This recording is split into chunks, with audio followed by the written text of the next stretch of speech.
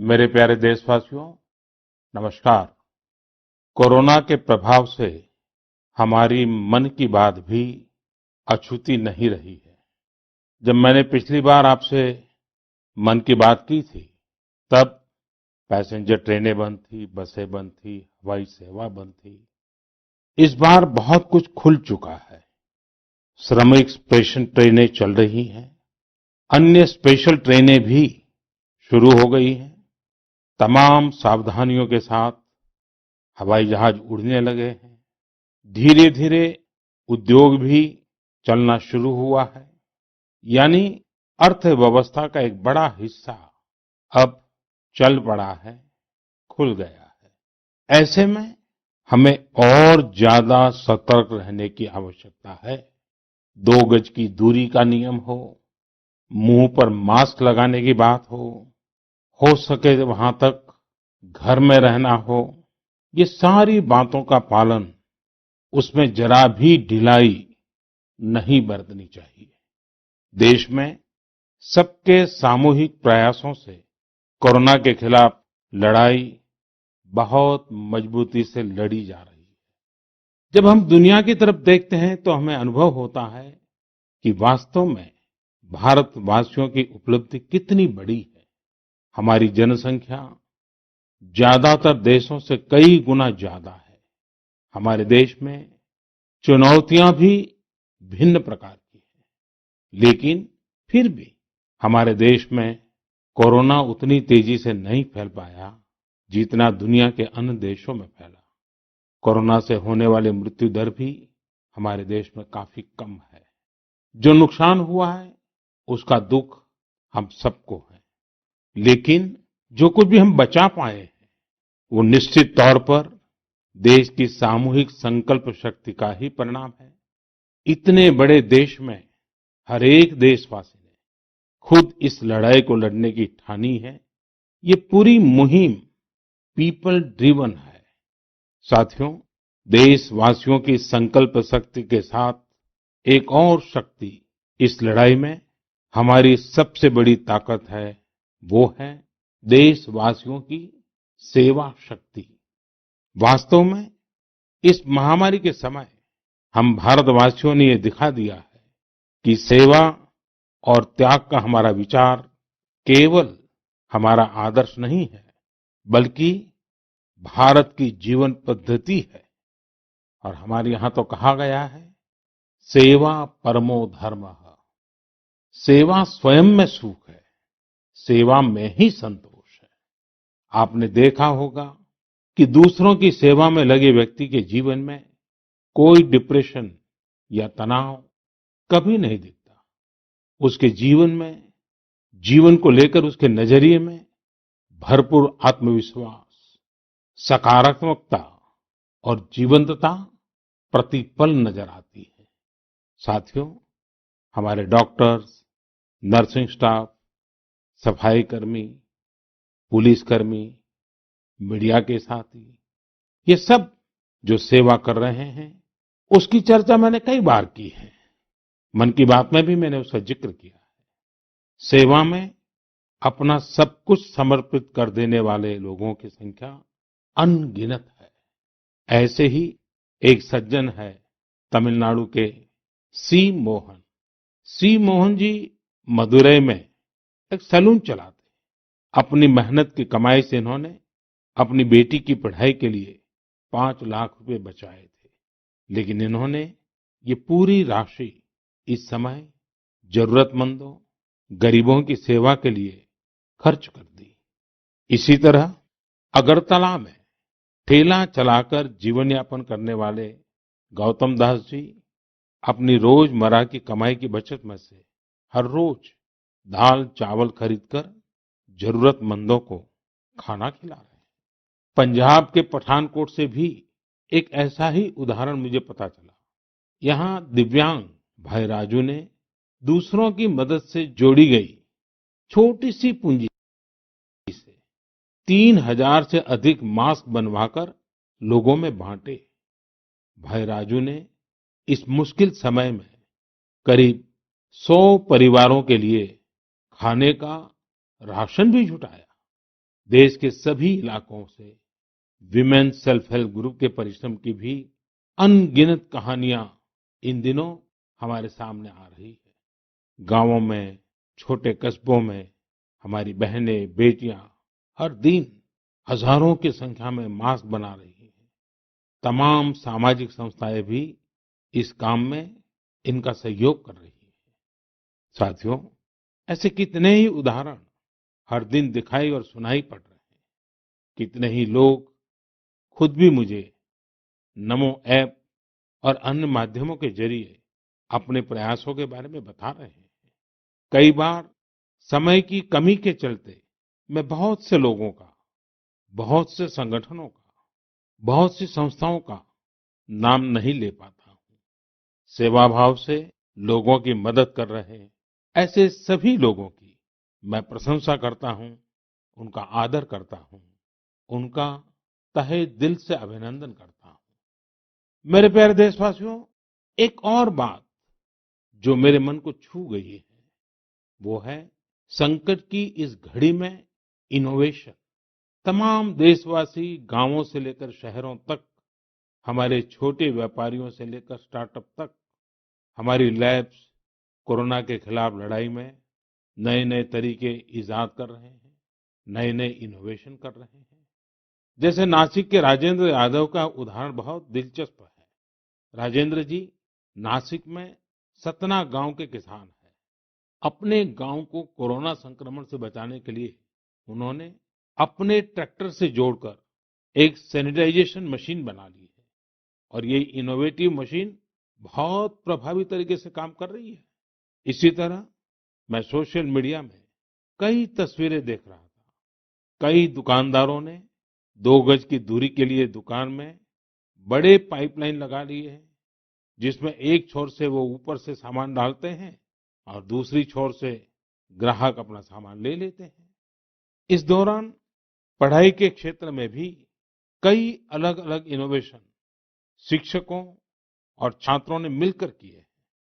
Online classes, video classes, उसको भी अलग-अलग तरीकों से इनोवेट किया जा रहा है।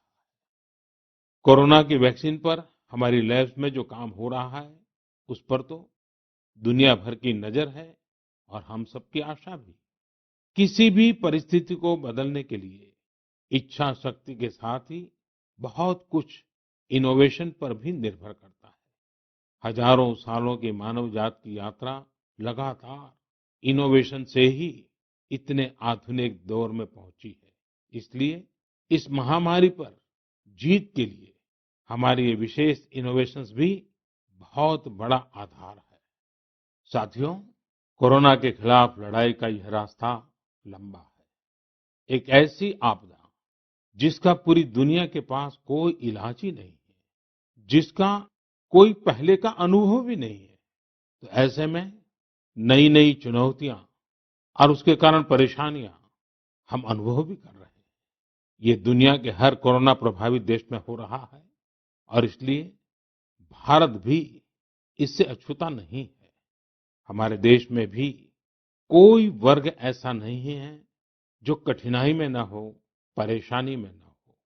और इस संकट की सबसे बड़ी चोट अगर किसी पर पड़ी है तो हमारे गरीब, मजदूर, श्रमिक वर्ग पर पड़ी है।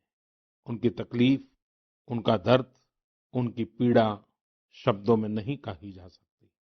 हम में से कौन ऐसा होगा जो उनकी और उनके परिवार की तकलीफों को अनुभव न कर रहा हो।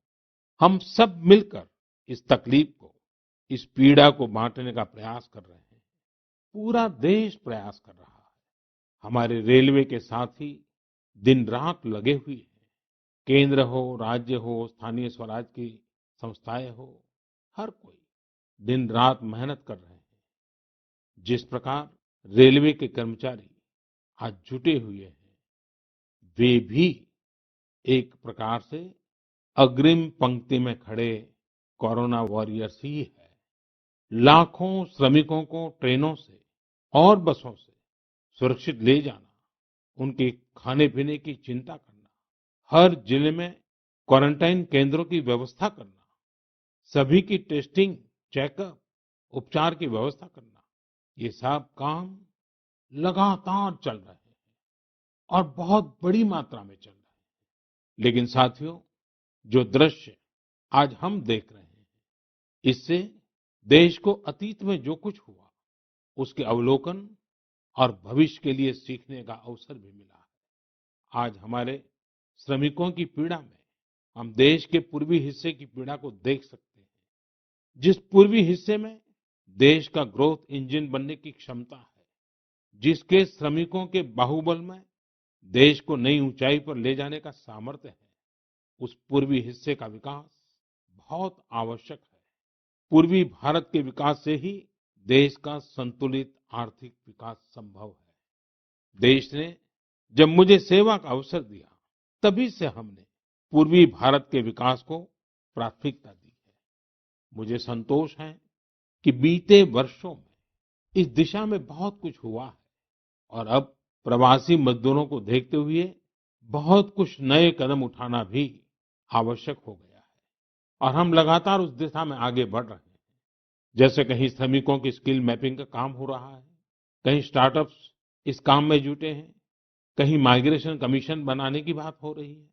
इसके अलावा केंद्र सरकार ने अभी जो फैसले लिए हैं, उससे भी गांवों में रोजगार, स्वरोजगार, लघु उद्योगों से जुड़ी विशाल संभावनाएं खुली हैं।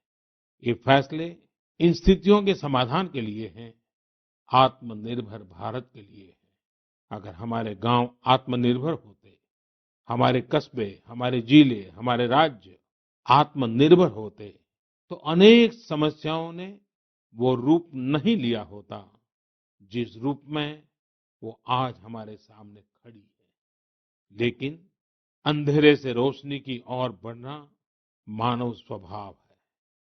तमाम चुनौतियों के बीच मुझे खुशी है कि आत्मनिर्भर भारत पर आज देश में व्यापक मंथन शुरू हुआ है।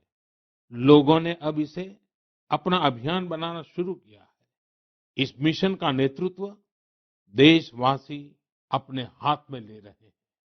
बहुत से लोगों ने तो ये भी बताया है कि उन्होंने जो जो सामान उनके इलाके में बनाए जाते हैं, उनकी एक पूरी लिस्ट बना ली है। ये लोग अब इन लोकल प्रोडक्ट्स को ही खरीद रहे हैं और वोकल फॉर लोकल को प्रमोट भी कर रहे हैं। मेक इन इंडिया को बढ़ावा मिले, इसके लिए सब कोई अपना अपना संकल्प जता रहा है।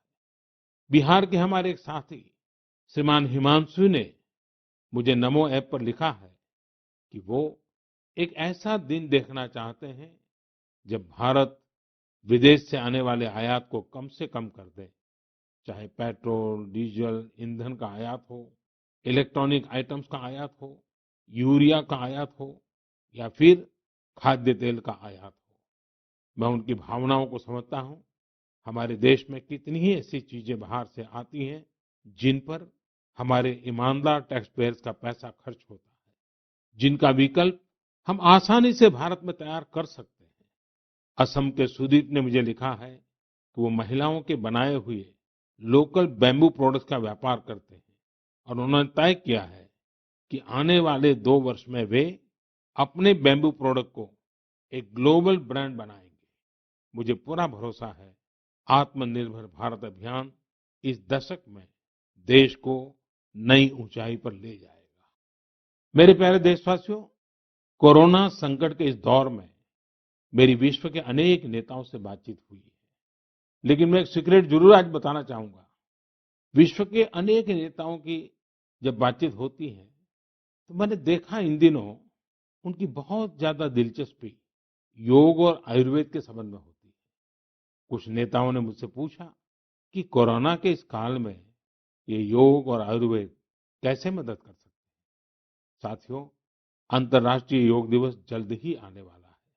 योग जैसे जैसे लोगों के जीवन से जुड़ रहा है, लोगों में अपने स्वास्थ्य को लेकर जागरूकता भी लगातार बढ़ रही है। अभी कोरोना संकट के दौरान भी ये देखा जा रहा है कि हॉलीवुड से हरिद्वार तक घर में रहते हुए लोग योग पर बहुत गंभीरता से ध्यान दे रहे हैं। हर जगह लोगों ने योग और उसके साथ साथ आयुर्वेद के बारे में और ज्यादा जानना चाहा है। उसे अपनाना चाहा है।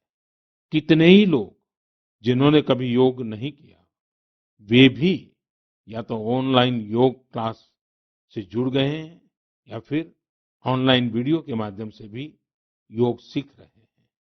सही में योग कम्युनिटी, इम्यूनिटी और यूनिटी सबके लिए अच्छा है। साथियों, कोरोना संकट के इस समय में योग आज इसलिए भी ज्यादा अहम है क्योंकि ये वायरस हमारे रेस्पिरेटरी सिस्टम को सबसे अधिक प्रभावित करता है। योग में तो रेस्पिरेटरी सिस्टम को मजबूत करने वाले कई तरह के प्राणायाम हैं, जिनका असर हम लंबे समय से देखते आ रहे हैं। ये टाइम टेस्टेड टेक्निक्स हैं, जिसका अपना अलग महत्व है। कपालभाति और अनुलोम विलोम प्राणायाम से अधिकतर लोग परिचित होंगे, लेकिन भस्त्रिका, शीतली, भ्रामरी जैसे कई प्राणायाम के प्रकार है, जिसके अनेक लाभ भी है। वैसे आपके जीवन में योग को बढ़ाने के लिए आयुष मंत्रालय ने भी इस बार एक अनोखा प्रयोग किया है। आयुष मंत्रालय ने माय लाइफ माय योग नाम से अंतर्राष्ट्रीय वीडियो ब्लॉग उसकी प्रतियोगिता शुरू की है। भारत ही नहीं, पूरी दुनिया के लोग इस प्रतियोगिता में हिस्सा ले सकते हैं। इसमें हिस्सा लेने के लिए आपको अपना 3 मिनट का एक वीडियो बना करके अपलोड करना होगा। इस वीडियो में आप जो योग या आसन करते हो, वो करते हुए दिखाना है और योग से आपके जीवन में जो बदलाव आया है, उसके बारे में भी बताना है। मेरा आपसे अनुरोध है, आप सभी इस प्रतियोगिता में अवश्य भाग लें और इस नए तरीके से अंतर्राष्ट्रीय योग दिवस में आप हिस्सेदार बनिए। साथियों, हमारे देश में करोड़ों करोड़ गरीब दशकों से एक बहुत बड़ी चिंता में रहते आए हैं। अगर बीमार पड़ गए तो क्या होगा? अपना इलाज कराएं या फिर परिवार के लिए रोटी की चिंता करें? इस तकलीफ को समझते हुए, इस चिंता को दूर करने के लिए ही करीब 1.5 साल पहले आयुष्मान भारत योजना शुरू की गई थी। कुछ ही दिन पहले आयुष्मान भारत के लाभार्थियों की संख्या 1 करोड़ के पार हो गई है। 1 करोड़ से ज्यादा मरीज मतलब देश के 1 करोड़ से अधिक परिवारों की सेवा हुई है। 1 करोड़ से ज्यादा मरीज का मतलब क्या होता है मालूम है? 1 करोड़ से ज्यादा मरीज मतलब नॉर्वे जैसा देश, सिंगापुर जैसा देश, उसकी जो टोटल जनसंख्या है, उससे 2 गुना लोगों को मुफ्त में इलाज दिया गया है। अगर गरीबों को अस्पताल में भर्ती होने के बाद इलाज के लिए पैसे देने पड़ते, इनका मुफ्त इलाज नहीं हुआ होता, तो उन्हें एक मोटा-मोटा अंदाज है, करीब-करीब 14,000 करोड़ रुपए से भी ज्यादा अपनी जेब से खर्च करने पड़ते। आयुष्मान भारत योजना ने गरीबों के पैसे खर्च होने से बचाए हैं। मैं आयुष्मान भारत के सभी लाभार्थियों के साथ-साथ मरीजों का उपचार करने वाले सभी डॉक्टरों, नर्सेज और मेडिकल स्टाफ को भी बधाई देता हूँ। आयुष्मान भारत योजना के साथ एक बहुत बड़ी विशेषता पोर्टेबिलिटी की सुविधा भी है। पोर्टेबिलिटी ने देश को एकता के रंग में रंगने में भी मदद की है। यानी बिहार का कोई गरीब अगर चाहे तो उसे कर्नाटका में भी वही सुविधा मिलेगी जो उसे अपने राज्य में मिलती। इसी तरह महाराष्ट्र का कोई गरीब चाहे तो उसे इलाज की वही सुविधा तमिलनाडु में मिलती। इस योजना के कारण किसी क्षेत्र में जहां स्वास्थ्य की व्यवस्था कमजोर है, वहां के गरीब को देश के किसी भी कोने में उत्तम इलाज कराने की सहूलियत मिलती है। साथियों, आप ये जानकर हैरान रह जाएंगे कि 1 करोड़ लाभार्थियों में से 80% लाभार्थी देश के ग्रामीण इलाकों के हैं। इनमें भी करीब-करीब 50% लाभार्थी हमारी माताएं, बहनें और बेटियां हैं। इन लाभार्थियों में ज्यादातर लोग ऐसी बीमारियों से पीड़ित थे जिनका इलाज सामान्य दवाओं से संभव नहीं था। इनमें से 70% लोगों की सर्जरी की गई है। आप अनुमान लगा सकते हैं कि कितनी बड़ी तकलीफों से इन लोगों को मुक्ति मिली है। मणिपुर के चुराचांदपुर में 6 साल के बच्चे केलेनसांग, उसको भी इसी तरह आयुष्मान योजना से नया जीवन मिला है। केलेनसांग को इतनी छोटी उम्र में ब्रेन की गंभीर बीमारी हो गई। इस बच्चे के पिता दिहाड़ी मजदूर हैं और माँ बुनाई का काम करती है। ऐसे में बच्चे का इलाज कराना बहुत कठिन हो रहा था, लेकिन आयुष्मान भारत योजना से अब उनके बेटे का मुफ्त इलाज हो गया है। कुछ इसी तरह का अनुभव पुडुचेरी की अमूर्था वल्ली जी का भी है। उनके लिए भी आयुष्मान भारत योजना संकट मोचक बनकर आई है। अमूर्था वल्ली जी के पति की हार्ट अटैक से दुखद मृत्यु हो चुकी है। उनके 27 साल के बेटे जीवा को भी हार्ट की बीमारी थी। डॉक्टर्स ने जीवा के लिए सर्जरी की सलाह दी थी, लेकिन दिहाड़ी मजदूरी करने वाले जीवा के लिए अपने खर्च से इतना बड़ा ऑपरेशन करवाना संभव ही नहीं था। लेकिन अमूर्था वल्ली ने अपने बेटे का आयुष्मान भारत योजना में रजिस्ट्रेशन करवाया और 9 दिनों बाद बेटे जीवा के हार्ट की सर्जरी भी हो गई। साथियों, मैंने आपको सिर्फ 3-4 घटनाओं का जिक्र किया। आयुष्मान भारत से तो ऐसी 1 करोड़ से अधिक कहानियां जुड़ी हुई है। ये कहानियां जीते जागते इंसानों की है। दुख तकलीफ से मुक्त हुए हमारे अपने परिवारजनों की है। आपसे मेरा आग्रह है, कभी समय मिले तो ऐसे व्यक्ति से जरूर बात करिएगा जिसने आयुष्मान भारत योजना के तहत अपना इलाज कराया हो। आप देखेंगे कि जब एक गरीब बीमारी से बाहर आता है तो उसमें गरीबी से लड़ने की भी ताकत नजर आने लगी है। और मैं हमारे देश के ईमानदार टैक्स पेयर से कहना चाहता हूँ, आयुष्मान भारत योजना के तहत जिन गरीबों का मुफ्त इलाज हुआ है, उनके जीवन में जो सुख आया है, संतोष मिला है, उस पुण्य के असली हकदार आप भी हैं। हमारा ईमानदार टैक्स पेयर भी इस पुण्य का हकदार है। मेरे प्यारे देशवासियों, एक तरफ हम महामारी से लड़ रहे हैं, तो दूसरी तरफ हमें हाल में पूर्वी भारत के कुछ हिस्सों में प्राकृतिक आपदा का भी सामना करना पड़ा है। पिछले कुछ हफ्तों के दौरान हमने पश्चिम बंगाल और उड़ीसा में सुपर साइक्लोन अम्फान का कहर देखा। तूफान से अनेकों घर तबाह हो गए। किसानों को भी भारी नुकसान हुआ। हालात का जायजा लेने के लिए मैं पिछले हफ्ते उड़ीसा और पश्चिम बंगाल गया था। पश्चिम बंगाल और उड़ीसा के लोगों ने जिस हिम्मत और बहादुरी के साथ हालात का सामना किया है, प्रशंसनीय है। संकट की इस घड़ी में देश भी हर तरह से वहां के लोगों के साथ खड़ा है। साथियों, एक तरफ जहां पूर्वी भारत तूफान से आई आपदा का सामना कर रहा है, वहीं दूसरी तरफ देश के कई हिस्से टिड्डियों या लोकस्ट के हमले से प्रभावित हुए हैं। इन हमलों ने फिर हमें याद दिलाया है कि ये छोटा सा जीव कितना नुकसान करता है। टिड्डी दल का हमला कई दिनों तक चलता है। बहुत बड़े क्षेत्र पर इसका प्रभाव पड़ता है। भारत सरकार हो, राज्य सरकार हो, कृषि विभाग हो, प्रशासन भी इस संकट के नुकसान से बचने के लिए, किसानों की मदद करने के लिए आधुनिक संसाधनों का भी उपयोग कर रहा है। नए नए आविष्कार की तरफ भी ध्यान दे रहा है। और मुझे विश्वास है कि हम सब मिलकर के हमारे कृषि क्षेत्र पर ये जो संकट आया है, उससे भी लोहा लेंगे, बहुत कुछ बचा लेंगे। मेरे प्यारे देशवासियों, कुछ दिन बाद ही 5 जून को पूरी दुनिया विश्व पर्यावरण दिवस मनाएगी। विश्व पर्यावरण दिवस पर इस साल की थीम है बायोडायवर्सिटी, यानी जैव विविधता। वर्तमान परिस्थितियों में यह थीम विशेष रूप से महत्वपूर्ण है।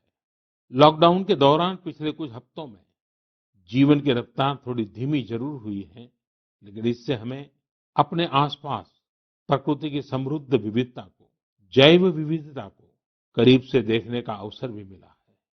आज कितने ही ऐसे पक्षी जो प्रदूषण और शोर शराबे में ओझल हो गए थे, सालों बाद उनकी आवाज को लोग अपने घरों में सुन रहे हैं। अनेक जगहों से जानवरों के उन्मुक्त विचरण की खबरें भी आ रही है। मेरी तरह आपने भी सोशल मीडिया में जरूर इन बातों को देखा होगा, पढ़ा होगा। बहुत लोग कह रहे हैं, लिख रहे हैं, तस्वीरें साझा कर रहे हैं कि वो अपने घर से दूर-दूर पहाड़ियां देख पा रहे हैं, दूर-दूर जलती हुई रोशनी देख रहे हैं।